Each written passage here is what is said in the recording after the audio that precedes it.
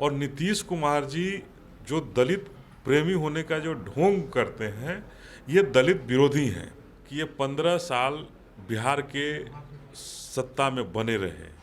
दलितों से महादलित करने से नीतीश कुमार को फायदा हुआ, दलितों को फायदा नहीं हुआ। नमस्कार, मैं हूं देवांशु। आप देख रहे हैं news for nation. Bihar election से पहले हर राजनीतिक दल दलित वोट बैंक को अपने खेमे में करने की कवायद कर रहे हैं। यूँ कह सकते हैं कि बिहार में सिर्फ एक ही शब्द है जो गूंजायमान है कि दलित दलित दलित। हमारे साथ बात करने के लिए जनतांत्रिक विकास पार्टी के राष्ट्रीय अध्यक्ष अनिल कुमार सिंह जी हैं।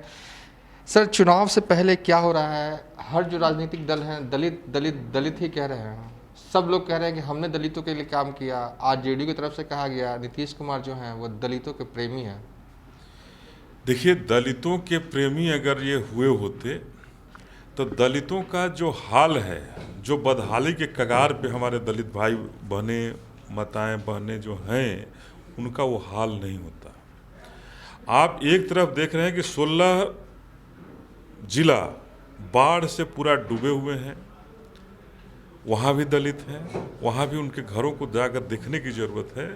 और नीतीश कुमार जी जो दलित प्रेमी होने का जो ढोंग करते हैं, ये दलित विरोधी हैं।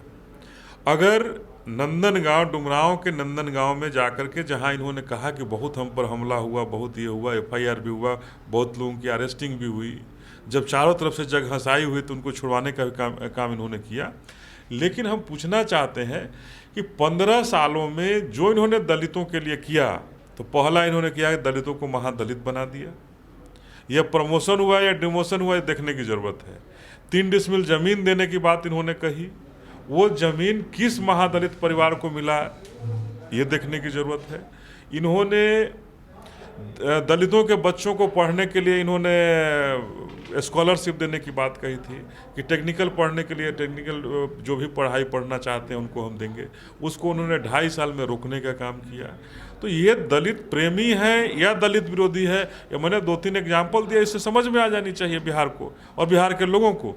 और किसी भी दलित मोहल्ले में जाकर देखने की ज़रूरत है कि उनके बच्चे आज कैसे पढ़ रहे हैं, उनके रहने का रहन सहन क्या थोड़ा सा ऊपर हुआ या नहीं हुआ, उनको देखने की ज़रूरत है। और वहाँ देखने से पता चल जाएगा कि बिहार में नीतीश कुमार का जो चेहरा है, ये दलित प्रेमी है या दलित विरोधी है।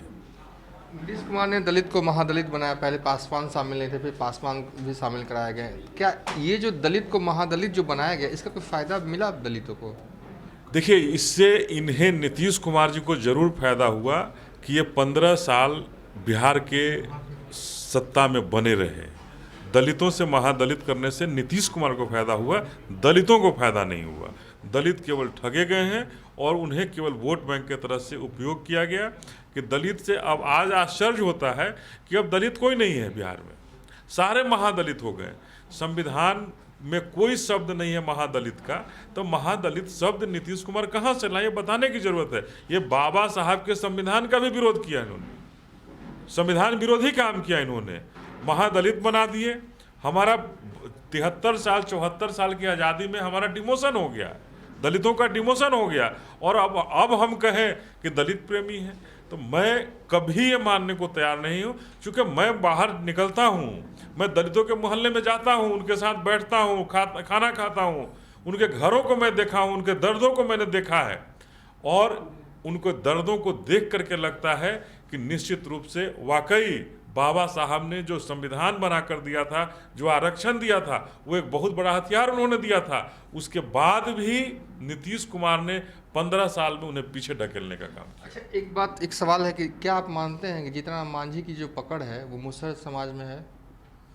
देखिए, मैं इस पर टीका टिप्पणी नहीं करना चाहूँगा। वो हमारे पूर्व मुख्यमंत्री भी रह चुके हैं और निश्चित रूप से एक समाज में दलितों के अंदर उनकी पकड़ है।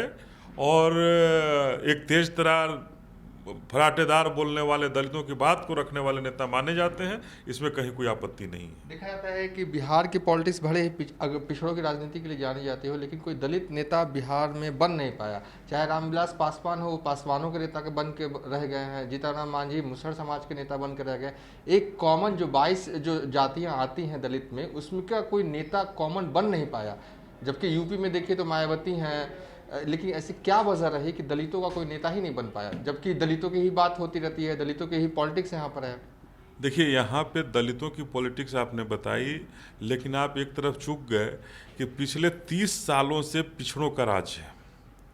पिछले लालू प्रसाद यादव जी के समय से यहाँ पिछड़ों का राज है, और 15 साल से तो अपने आप को इंजीनियर कहने वाला व्यक्ति यहाँ पर शासन कर रहा है बिहार में। और ये इनका इंजीनियरिंग केवल एक ही में है कि मेरा कुर्सी नहीं बिगड़े, मेरा कुर्सी की हालात ठीक रहे, बाकी बिहार अगर भाड़ में जा रहा है तो भाड़ में जाए, बिहार से हमें मतलब नहीं, हमारी कुर्सी की पकड़ हमारे मजबूत होनी चाहिए। इसके लिए इन्होंने इंजीनियरिंग किया। बाकी हर समाज को, हर, आपने जो दलितों की बात की, दलितों को इन्होंने पीछे ढकेलने का काम किया। दलित नेता जो आगे आ रहे थे उन्हें रोकने का काम किया। पिछड़े वर्ग में जो नेता आगे आ रहे थे उन्हें इन्होंने जेल में डालने का काम किया कि कोई पिछड़ा वर्ग में कोई मुख्यमंत्री की कुर्सी की ओर नहीं देखे, दलित में कोई मुख्यमंत्री कुर्सी की ओर नहीं देखे।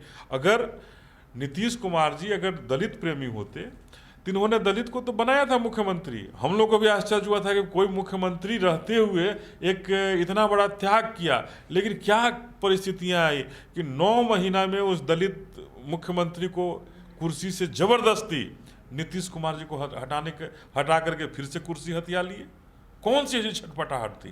क्योंकि छटपटाहट थी कि इनकी कमियों को कहीं उजागर कर रहे थे, कहीं इनको जेल में मत बंद कर दें, जिसकी वजह से आनन फानन में जीतन राम मांझी जी को, जो उस समय वर्तमान में उस समय के मुख्यमंत्री हुआ करते थे, जिन्हें नीतीश कुमार नहीं बनवाया था, और उसी नीतीश कुमार ने 9 महीना में छटपटाहट में उन्हें कुर्सी से ढकेलने का काम किया। आखिरी सवाल, क्या आप पीरो विधानसभा चुनाव क्षेत्र से चुनाव लड़ रहे हैं और लोजपा के सुनील पांडे को आप टक्कर देंगे? देखिए, हमारा घर है उस क्षेत्र में, तरारी विधानसभा है, हमारा घर है उस क्षेत्र में।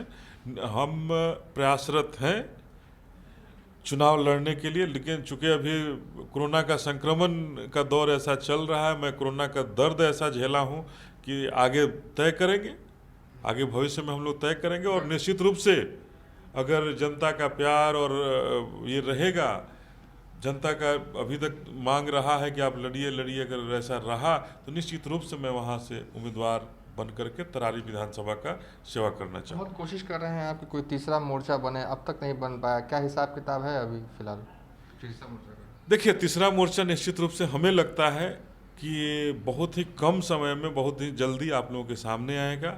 सारे चेहरे भी साफ होंगे और कौन कहाँ से लड़ेगा, इसके साथ ही तीसरे मोर्चा की चेहरा वो सामने आएगी।